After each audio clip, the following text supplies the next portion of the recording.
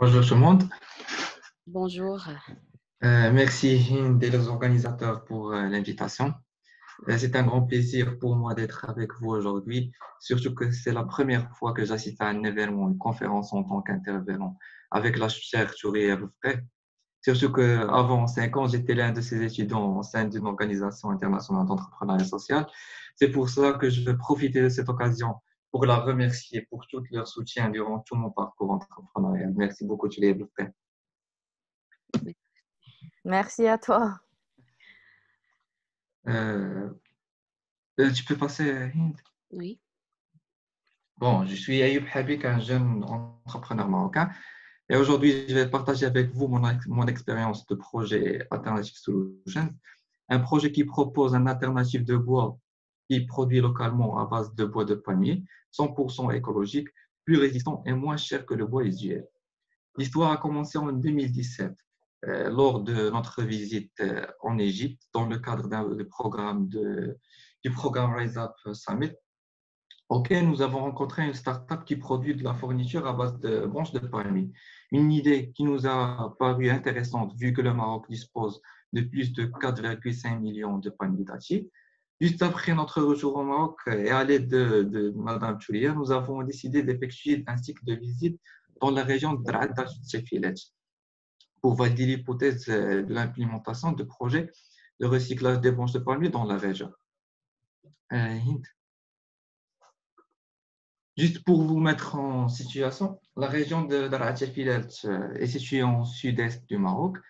Seule la région dispose d'1,5 million de palmiers dattiers qui font de la culture des dattes l'activité économique principale de la région.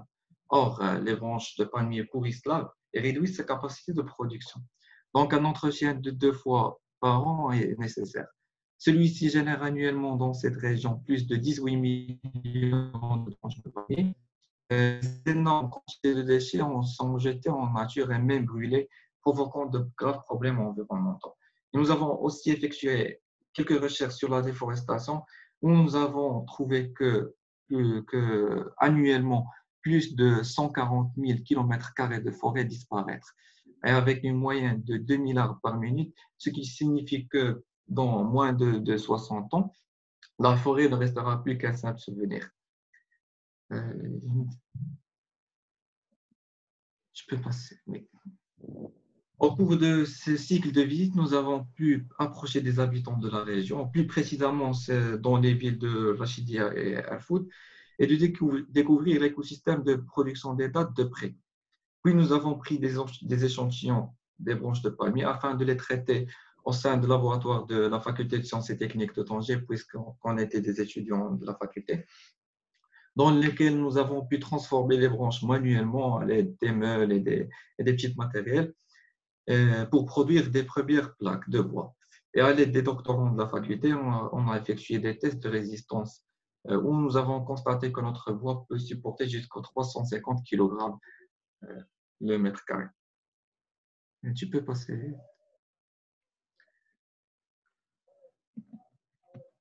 Ces plaques ont été exposées par la suite dans plusieurs événements où nous avons pu accéder à des programmes entrepreneuriaux au niveau local et international et de décrocher des fonds et de l'accompagnement pour démarrer notre entreprise, ainsi que nous avons rencontré nos deux parrains, Mme Choulia Abdelfré et M. Nabil Mehdi. D'ailleurs, M. Nabil Mehdi est un promoteur d'immobilier, notre parrain, et notre premier client qui va acheter notre paquet.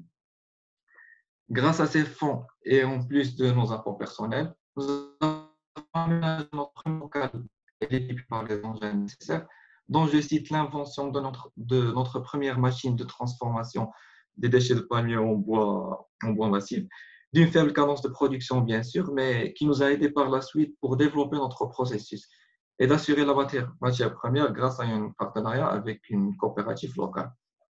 Dans un premier temps, nous avons commencé à produire des meubles, des petits meubles, des étagères, des box et des petits produits de décoration afin d'expérimenter avec le produit.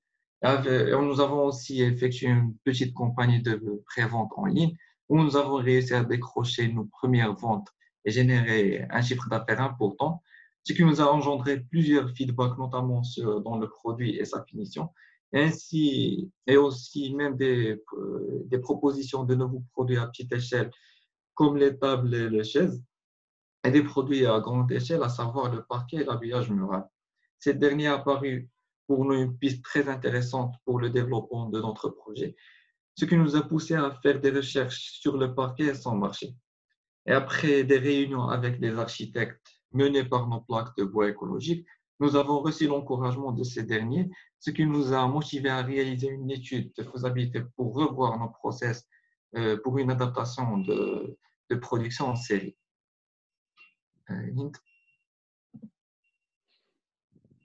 Aujourd'hui, notre entreprise propose Jrid. Jrid est la première marque marocaine de produits à base de déchets de palmier, avec une diversité de produits de décoration et du parquet massif 100% écologique et de haute qualité, et surtout que nos produits sont certifiés selon les normes européennes dans un laboratoire. Euh, c'est tout pour le projet. Je vais laisser les discussions ouvertes pour discuter de plus de notre projet. Merci pour votre attention.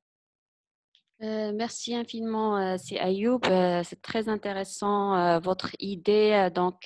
Vous avez bien saisi l'opportunité et vous avez épargné une vraie réduction de pollution, certainement au niveau de la région, de la Tafiyat. Pour les participants, si vous avez des questions, monsieur Ayoub, n'hésitez pas à les poser dans la barre de conversation. En attendant, on va revenir sur quelques questions déjà posées, surtout pour Madame Julia. La question juridique, il y avait une question de Madame Majda. Est-ce que la RSE au Maroc est appliquée au sein des banques? Si vous permettez, Touria, je vais répondre. Donc là, au niveau des banques, généralement au Maroc, les grandes entreprises sont impliquées dans les démarches RSE. Surtout toutes les entreprises qui ont des partenariats avec à l'extérieur ou bien qui sont dans l'export, les entreprises cotées en bourse, généralement on trouve qu'ils ont généralement une démarche RSE. Pour les banques, oui, certaines banques sont considérées même top performantes en RSE, à savoir la BMCE Bank. C'est une banque marocaine qui est vraiment très engagée dans ce sens, et Tijari Wafa Bank aussi. Donc, il y en a. Les banques sont aussi engagées. Une autre question pour vous, Madame Touria, comment évalue-t-on les impacts des projets sociaux engagés par les entreprises?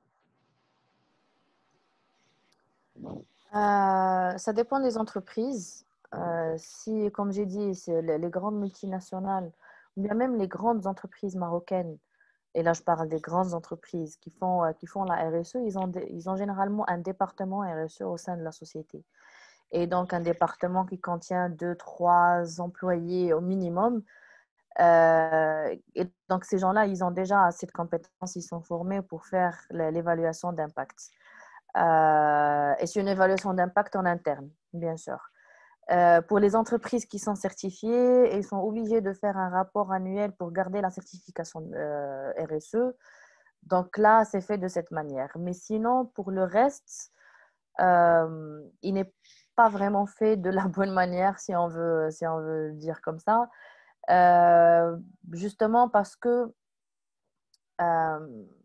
la manière comment la RSE est faite, et on la prend toujours encore ici comme de la charité. Il y a des gens qui viennent, ils te disent oui, je veux aider des femmes veuves. Et pour eux, aider des femmes veuves, c'est donner des paniers de denrées alimentaires qui va leur servir, je ne sais pas, pour une semaine ou pour quelques semaines. Mais pour faire un projet avec un impact à long terme, le projet peut ne pas être à long terme. Mais l'impact à long terme, ce n'est pas toutes les sociétés qui font ça. Et donc, lorsqu'on ne fait pas un grand projet, on n'a pas vraiment besoin d'une grande étude d'impact. Si on va faire juste la distribution des paniers, c'est facile de savoir. Les indicateurs, ils sont clairs. Combien de familles ils ont reçu, combien de paniers ont été distribués et combien de temps ça a pris. D'accord, merci infiniment. Donc, pour vous, Monsieur Ayoub, Monsieur Abdel Jawad aimerait bien que vous parlez plus du volet du financement pardon, de votre projet, comment vous avez structuré le capital. D'accord.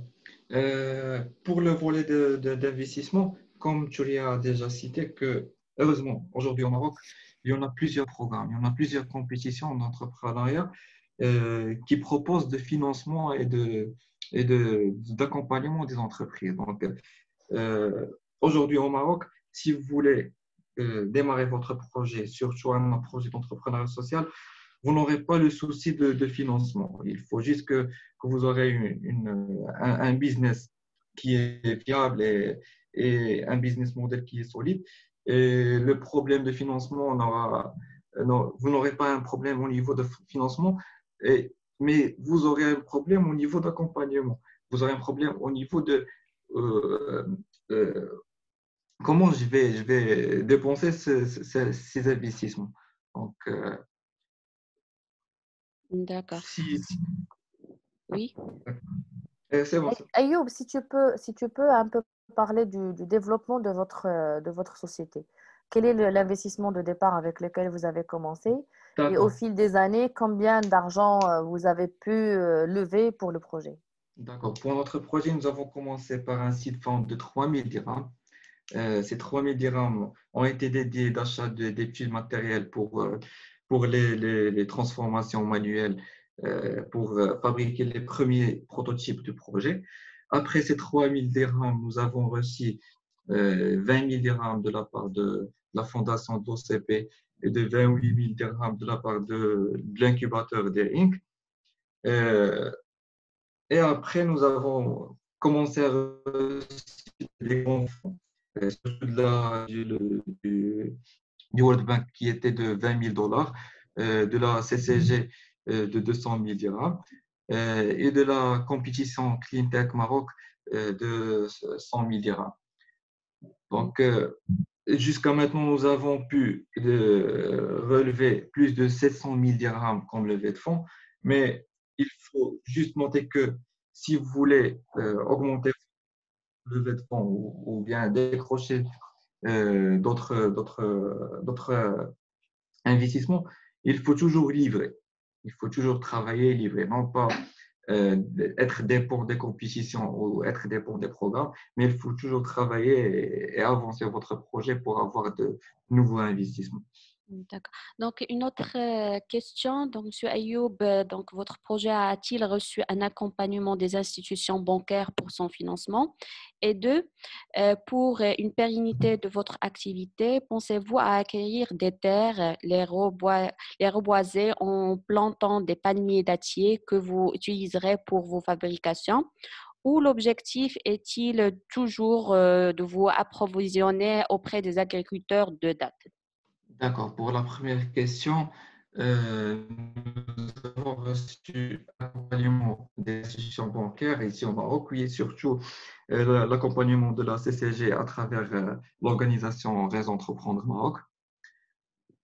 Pour la deuxième question, pour être sincère, notre objectif, c'est de recycler ce déchet de palmier, c'est de créer un business, mais en parallèle, c'est de créer tout un écosystème dans la région. Il faut que notre objectif, c'est d'impliquer les coopératifs locaux de la région de Tareet Village pour qu'ils ne soient pas dépendants juste aux cultures des dates ou sur cette activité qui dure seulement 3 mois annuellement, mais de créer un écosystème pour eux, pour être, pour ajouter d'autres activités pour eux et de travailler d'une manière euh, saisonnière. Alors, merci Ayoub. Une autre question pour vous deux, de Monsieur Faisal. Certains financements don't be, je pense, don't be greenwashing it. des greenwashing hits, est-ce que vous avez des critères pour accepter, refuser les financements? Est-ce que selon vous, certains financements de ce dit greenwashing, est-ce que vous avez des critères? Donc, c'est la même question. Est-ce que vous avez des critères d'accepter et de refuser ces financements de greenwashing? En fait, j'ai pas compris les Pris la greenwashing. question, oui. Donc, M. Faisal, si vous pouvez certains financements dont Oui, je peux intervenir? Je peux éclaircir ma question? Oui. d'accord, oui. D'accord. Certains financements, c'est de greenwashing, planifiés par d'autres entreprises. Par exemple, Total fait des financements, des campagnes de greenwashing pour donner des financements aux entreprises, même Ah, sociales. mhm. Donc, est-ce qu'il y a des critères pour accepter ces financements pour vous, comme entreprise sociale, ou bien vous acceptez tout ce qui est financement? Mhm. Merci. D'accord, j'ai compris maintenant. Non, non, bien sûr, on fait attention à ça. Euh,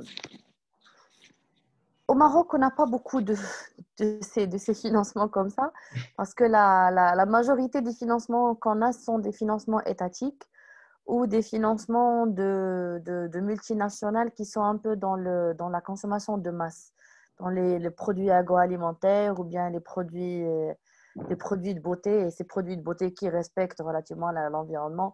Donc, on n'a pas les moyens pour faire des grandes recherches pour s'assurer exactement qu'il n'y a pas une atteinte à l'environnement, mais on sait déjà que l'entreprise elle a cet intérêt en tête. Mais non, on n'a pas beaucoup ce problème-là au Maroc. À part peut-être s'il y a les financements à l'international. Dans ce cas, oui. Mais encore, je reviens pour dire que c'est pas vraiment un entrepreneur social. Il n'a pas vraiment les moyens pour valider et pour être sûr est-ce que c'est du greenwashing ou non. Donc, à part si c'est total ou c'est obvious, oui. Mais sinon c'est un peu difficile. D'accord. Alors, il y a une demande concernant les anciennes rediffusions de nos webinaires. Donc, ils sont disponibles sur notre chaîne YouTube et aussi sur notre site institutionnel www.rseeped.info. Donc, vous trouverez tous les enregistrements, tous les supports utilisés par nos intervenants. Donc, une dernière question pour Monsieur Ayoub. Alors, avant ça, donc, il y a une autre question qui se demande sur l'entrepreneur Nabil Mehdi, quel domaine c'est le BTB, le bâtiment et travaux publics. Alors, une question, quelles sont les difficultés pour vous, Ayoub, rencontrées notamment en relation avec l'acceptation de votre projet par les communautés locales?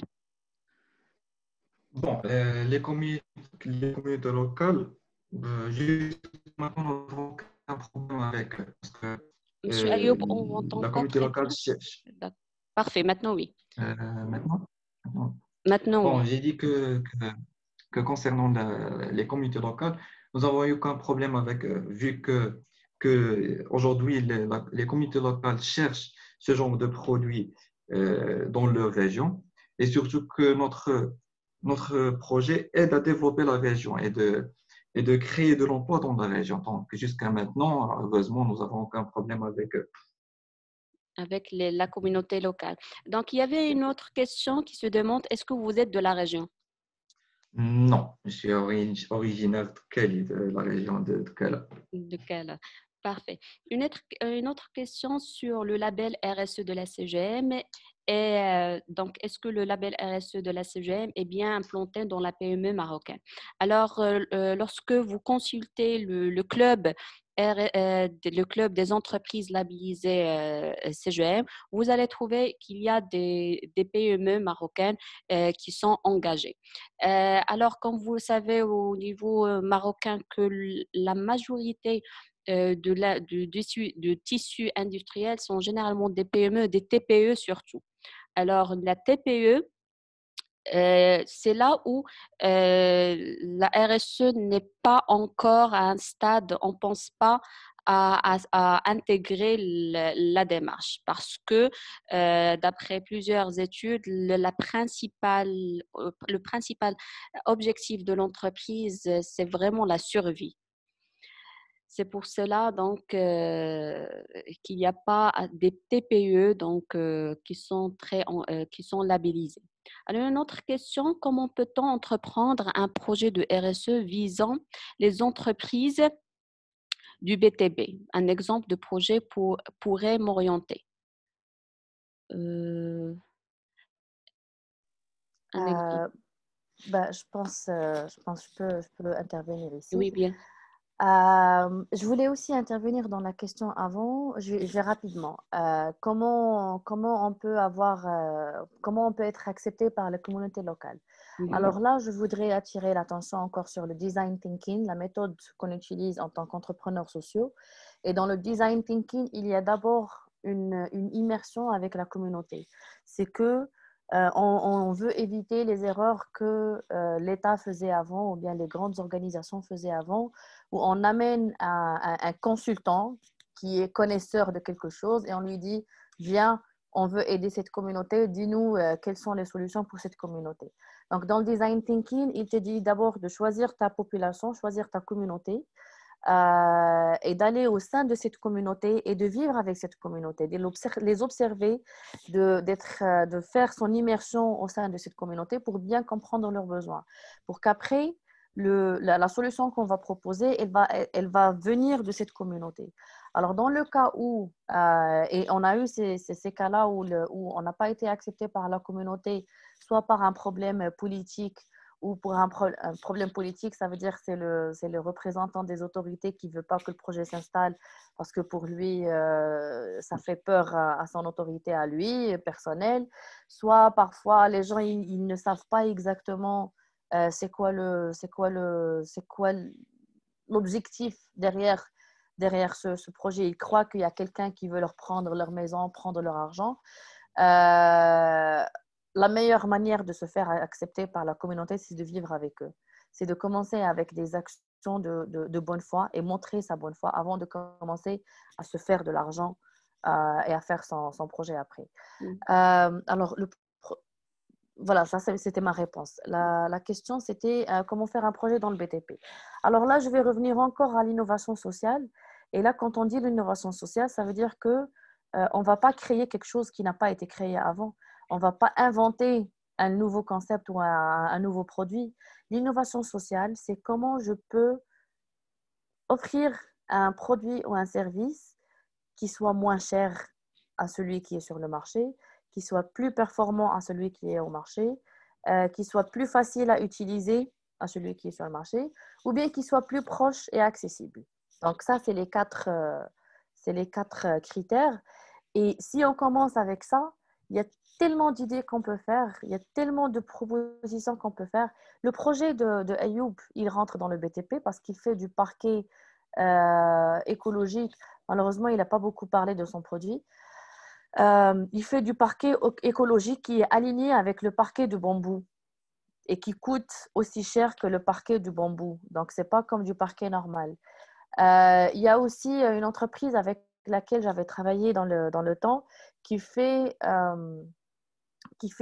du bâtiment éco-responsable. Et donc, ça respecte l'environnement, c'est isolant de point de vue thermique et de point de vue son.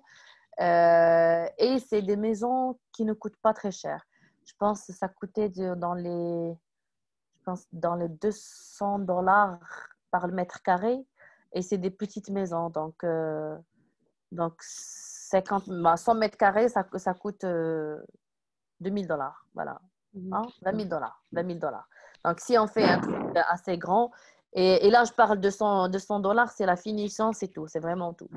Donc, pour les gens qui veulent des petites maisons de 30 mètres carrés, de 50 mètres carrés, c'était accessible. Il y avait aussi d'autres projets de recyclage du plastique pour faire des zlige, pour faire des carreaux.